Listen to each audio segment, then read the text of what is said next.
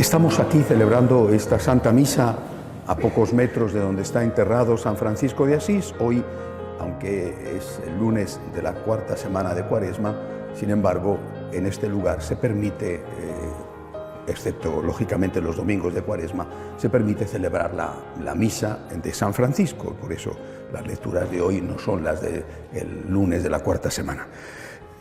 Quisiera dirigir nuestra meditación esta mañana hacia la figura de San Francisco. Hemos visto ayer, allí en la Porciúncula, el sitio donde él comienza su andadura, el sitio donde tiene la visión importantísima para nosotros de el amor no es amado. Hemos visto algo del carisma de San Francisco, uniéndolo con nuestro carisma, el amor no es amado. Cómo hacer amar al amor, enseñando a agradecer. El amor no es amado en una iglesia llena de gente rezando, pero todos para pedir. ¿Cómo tenemos que hacer frente a esto? Pues enseñando a agradecer. Así el amor será amado, así la iglesia no se derrumbará. Nosotros cumplimos, por lo menos colaboramos a cumplir y junto con otros cumplimos el encargo dado por nuestro Señor a San Francisco de repara mi casa, que como ves amenaza ruina. Lo vamos a cumplir enseñando a amar al amor, enseñando a agradecer. Esta es la misión de San Francisco, nuestra misión: ayudar a la iglesia, evitar que se derrumbe y hacerlo con aquella intuición que tuvo San Francisco, como os decía ayer, que quizá ni siquiera ellos supieron ver del todo, porque no estaban en la época, no vivían en la época de la secularización como nosotros, no vivían la quiebra de la iglesia que estamos viviendo nosotros. Pues nosotros colaboramos a ayudar a la iglesia a evitar que se derrumbe, enseñando a agradecer, purificando la motivación por la cual nosotros o los hombres deben acudir a la iglesia. Esto en cuanto, repito, a San Francisco, a la misión de San Francisco. Pero ahí me gustaría hoy hablar de la persona de San Francisco. Es decir, podemos caer en la tentación de ver las cosas que la persona hace sin darnos cuenta y sin fijarnos de quién es la persona. Al final nos olvidamos, como si viéramos el cristianismo y no nos fijáramos en la persona de Jesús, o como si viéramos la labor mediadora de la Virgen y no nos fijáramos en la persona de María. ¿Quién fue San Francisco? Seguramente que los biógrafos verán al santo desde distintas perspectivas, pero a mí me parece que ante todo fue una persona enormemente sencilla. Es decir, alguien que no se complicaba demasiado la vida y que no buscaba interpretaciones para poder hacer lo que quería con la conciencia tranquila, que es una característica, no sé si de todas las épocas, pero sí desde luego de nuestra época. Hoy se habla de discernimiento, que es una cosa muy buena y muy necesaria, pero muchos hablan de discernimiento como el truco para poder hacer lo que quieres, y sin embargo que no te moleste la conciencia. Bueno, San Francisco no hacía demasiado discernimiento, también lo hacía, pero él era muy simple, era un hombre sencillo, veía las cosas, las interpretaba al pie de la letra y no se complicaba la vida intentando, repito, buscar excusas para hacer lo que quería. Este hombre sencillo, hijo de un comerciante, que sabía vender el producto, si no, ¿cómo vas a ser hijo de un comerciante? Sabía vender el material que su padre tenía, las telas de su padre. Cuando se convierte, a raíz de una experiencia muy dura en la cárcel, a punto de morir después de la batalla, bueno, cuando se convierte, este hombre decide simplemente dedicar su vida a amar a Jesús, amar a aquel que él experimenta como alguien que le quería como él era. Creo que esto es un punto esencial en la espiritualidad personal de San Francisco. San Francisco se encuentra con un Dios que le ama y que le ama como él es. Es decir, un Dios que le ama con un amor de misericordia hacia un pecador. Si uno compara a San Francisco con Santa Teresita de Lisieux, por ejemplo, Santa Teresita de Lisieux dice que ella en su vida jamás hizo un pecado mortal. San Francisco no decía eso. No decía eso porque no era verdad. Es decir, le llamaban el rey de la juventud, o sea, el rey de las juergas. Era famoso aquí, en esta ciudad, por las juergas que organizaba. Y ahí habría seguramente de todo. Y desde luego mucho vino. Era un mediterráneo puro. Bueno, era un hombre que vivía la vida, un joven que vivía la vida, rico, no era muy alto, pero seguramente era de una relativa buena presencia, bueno, simpático. Este muchacho, este joven, se va a encontrar con un Dios que le ama tal y como es. No que le ama para que siga siendo así, que eso es lo que hoy algunos no se dan cuenta para diferenciar en qué consiste la misericordia de Dios. Nuestro Señor no se acerca a la Magdalena queriéndola como es, pero para que siga siendo prostituta, sino para que queriéndola como es, deje de ser prostituta. Esto es un punto que muchos no entienden. Se acerca a la Magdalena y dice, te voy a ayudar a poner una casa más grande para que sea más rica. No, te quiero como eres, pero quiero que dejes de ser prostituta. Es decir, no te rechazo porque seas prostituta, pero quiero que dejes de ser prostituta, si no, mi amor no sería auténtico. San Francisco, repito, un hombre sencillo, que no se complica la vida, se da cuenta de que Dios le ama, a él tal y como es, con su historia, con su pasado, pero quiere que tenga futuro, y ese futuro no es reincidir en el pasado, sino cambiar profundamente de vida. Y este punto va a marcar completamente la vida de San Francisco. Él nunca va a olvidar que es un pecador.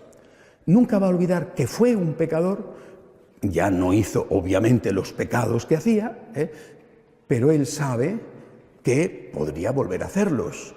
Y por eso toda la vida se siente a sí mismo como un pecador. Haga lo que haga, él nunca se va a considerar superior a nadie. Repito, un punto fundamental en la espiritualidad de San Francisco. Nunca se va a considerar más que los demás, nunca. Y lo era. Pero yo creo que él nunca fue consciente de lo que era. Y eso hace que la primera virtud en San Francisco, más importante incluso que la pobreza, sea la humildad. Esa virtud que le asemeja tanto a la Santísima Virgen. Siempre dirá de sí mismo que es un pecador. A lo largo de su vida hay momentos y escenas bellísimas, algunas muy duras. Hay una que me gusta muchísimo y es cuando ya enfermo, muy enfermo, ya con las llagas, no podía andar, tenía que ir en un borriquito, iba Fray León con él, acompañándole. Llegaron a un pueblecito, una aldea, porque él iba predicando, incluso muchas veces ni predicaba, simplemente su presencia humilde y pobre era un signo de conversión a la gente. Delante de una persona así, la gente decía, si es feliz sin tener nada, ¿por qué no puedo ser feliz yo, aunque no tenga todo lo que quiero tener? Pero en ese pueblo, en esa aldea, cuando él llegó, se encontró que había un sacerdote que vivía con una mujer, lo que se llamaba entonces una barragana. Vivía con una mujer en concubinato, el pueblo, una aldea, lo sabe todo el mundo. Bueno, y los paisanos estaban muy molestos con su cura. Bueno, pensaban que aquello quizá no valían los sacramentos, estaban muy, muy molestos y muy preocupados. Entonces llega él, le consideraban ya el santo, anuncian la llegada del santo, acude la aldea entera a la plaza, van a la iglesia, arrancan de la iglesia, de su casa, al sacerdote, lo llevan y lo arrojan delante de los pies de San Francisco, pensando que San Francisco le iba a dar la gran filípica, ¿no? La gran regañina de darle. San Francisco se da cuenta de que tiene a aquel hombre asustado a sus pies, el pueblo alrededor expectante, y lo que hace San Francisco es que se pone de rodillas delante de este hombre, le besa las manos y le dice, estas manos consagran a Cristo y yo no quiero saber otra cosa. ¿Por qué me parece importante esta escena? Porque primero habla de lo que él es, una persona tan humilde que jamás juzga a nadie. No digo que jamás juzga nada, sino que jamás juzga a nadie. Es muy diferente. Él no era ni tonto, ni tampoco era un permisivo. Lo que está mal, pero no juzga a las personas. Se pone de rodillas, besa esas manos. Él, que no quiso ser sacerdote, besa las manos de un sacerdote y dice, a mí no me importa lo que él haga con su vida. Estas manos consagran y es lo único que yo quiero saber. Y creo que esto es una lección para cada uno de nosotros en un tiempo como el presente, donde todos somos muy dados a juzgar a los demás. no solamente a juzgar lo que la persona hace, sino a juzgar a la persona. Y entonces nos consideramos, sin darnos cuenta quizá, superiores. Al considerarnos superiores que estamos cometiendo un gravísimo pecado. Porque él, San Francisco, que realmente era superior, jamás se sintió superior a nadie. Pienso que para mí, por lo menos, es la primera clave de la personalidad y también de la espiritualidad de este hombre concreto que funda esta gran obra. Después de hablar de la humildad, yo creo que para él lo esencial era un enorme amor al Señor. Un amor al Señor del cual él era consciente. Es decir, él sabe que ama al Señor, pero a la vez él sabe, o por lo menos piensa, es consciente de que tendría que haber alguien mejor que él para hacer la tarea que le han encomendado. Es decir, muchas veces repite, cuando la orden empieza a crecer, hay que pensar que en vida de él muere con 44 años, o sea, muere jovencísimo, por lo menos para nuestro estándar de vida media, ¿verdad? La orden llega a tener en vida de él más de 10.000 hermanos que se reúnen aquí en Asís, en el llamado capítulo de las esteras, más de 10.000 religiosos, imagínense, entonces no se había descubierto América, de toda Europa. En vida de él hay ya mártires franciscanos en Marruecos, en vida de él hay ya grandes personajes como San Antonio de Padua. Es decir, la orden está creciendo y está teniendo una gran importancia. Y este hombre sencillo, que no es ni siquiera sacerdote, se encuentra desbordado y dice: el Señor me dio hermanos y nadie me dijo qué tenía que hacer con ellos. Es decir, cómo educar a esta gente, cómo formar a esta gente, cómo gobernar a esta gente tan distinta, países diferentes, culturas, unos más exigentes con la pobreza, otros más preocupados por el tema de los estudios, de la necesaria formación para evangelizar, unos que no querían tener ni siquiera un libro, otros que decían que sin libro no se podía estudiar. Es decir, empieza una orden que ha crecido fulgurantemente, empieza a tener tensiones internas. Y este hombre se da cuenta, piensa que es incapaz. Yo no puedo gobernar esto, yo soy un hombre sencillo, yo lo que quiero es dedicarme a la oración, a una evangelización simple, yo no puedo gobernar este inmenso organismo que crece de forma imparable. No ha habido en la historia un éxito tan fulgurante como el que experimenta la orden franciscana en sus inicios. Pero esta persona sencilla, que piensa que no es capaz de llevar adelante la tarea que Dios le ha encomendado, sin embargo, hace algo muy importante, que es abandonarse en Dios.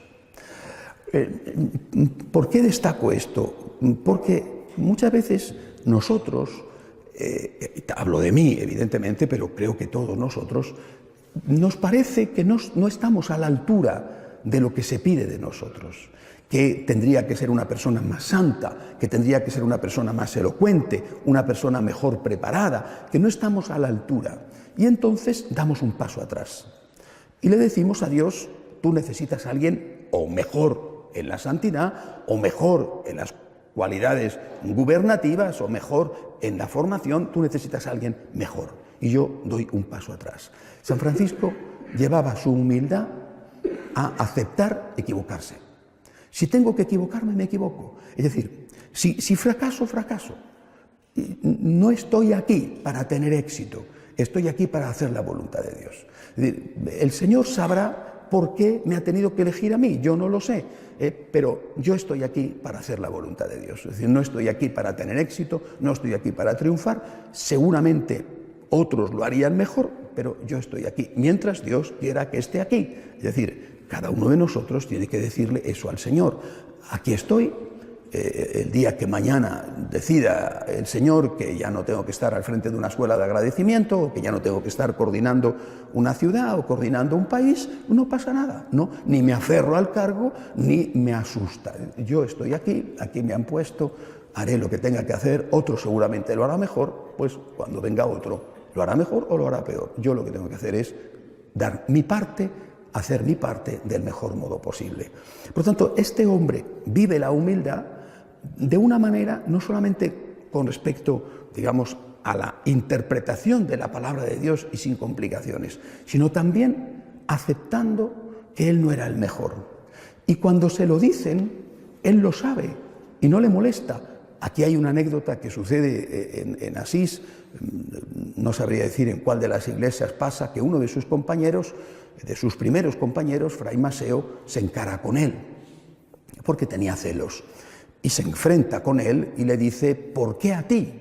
¿Por qué a ti? Le dice, ¿por qué a ti te ha elegido Dios? Seguramente Fray Maseo era más culto, era más brillante, no sé si sería más santo no lo creo, pero más culto, más brillante. El caso es que Fray Maseo creía que era mejor que San Francisco y que estaba más capacitado para fundar y para gobernar esta orden, repito, que crecía enormemente. ¿Por qué a ti? Le dice. Y San Francisco le dice: tienes razón, pero a mí no sé, me lo he preguntado muchas veces, pero solo hay una cosa que me parece que es la causa de por qué el Señor me ha elegido a mí. Y le dice: porque soy peor que tú. Le dice, porque soy peor que tú. Y de esa manera, siendo peor que tú, siendo peor que los demás, no se me va a subir a la cabeza. Soy muy consciente de quién soy. Y quizás sea por eso que el Señor me ha elegido a mí. Porque así queda de manifiesto que el Señor es el que hace las cosas. Por tanto, creo que estas dos características nos hablan mucho del alma de San Francisco, de cómo era la persona. Alguien enamorado de Cristo absolutamente. Su amor a Cristo lo vivió desde la perspectiva de la imitación de Cristo, por eso se le llama el alter Christus, el otro Cristo, hasta el punto de terminar casi al final de su vida solicitándole a Cristo morir, sufrir como Él y amar como Él, y ahí es donde le viene la impresión de las llagas para que tenga un testimonio físico de cuánto se parecía a Cristo, de hasta qué punto había llegado su imitación. Pero este hombre sencillo no se complica la vida, se pone en manos de Dios, deja que Dios haga a través de él, intenta hacer las cosas tal y como las va viendo, sabiendo que es Dios el que actúa y que no somos nosotros los que actuamos. Por eso, repito, estando aquí al lado de él, de la persona de Francisco, lo que nosotros podemos hacer, lo que debemos hacer nosotros es decir lo que dijo Francisco: tú eres mi Dios, tú eres mi todo, cuenta conmigo. Yo no soy perfecto, yo no soy el mejor, y eso lo tenemos que decir todos, repito, yo no soy, pero cuenta conmigo. Lo que yo tengo es para ti. No te quiero ocultar nada, no quiero reservar nada, cuenta conmigo. Lo que tengo es para ti. Otros seguramente podrán hacerlo mejor, estupendo, pero yo lo que tengo, Señor, te lo doy. Yo te amo, yo quiero amarte, y con mis limitaciones, con mis defectos, con mis pecados, aquí estoy, Señor, para hacer tu voluntad. Yo quisiera que, por lo tanto, esta misa de hoy junto a San Francisco fuera también para cada uno de nosotros una renovación de nuestra consagración. Aquí estoy, Señor, soy una poca cosa, no valgo mucho, pero aquí estoy, Señor, para hacer tu voluntad. Cuenta conmigo, si tú me has llamado, yo no te voy a decir que no, aunque seguramente otros podrían hacerlo mejor que yo. De pie, por favor.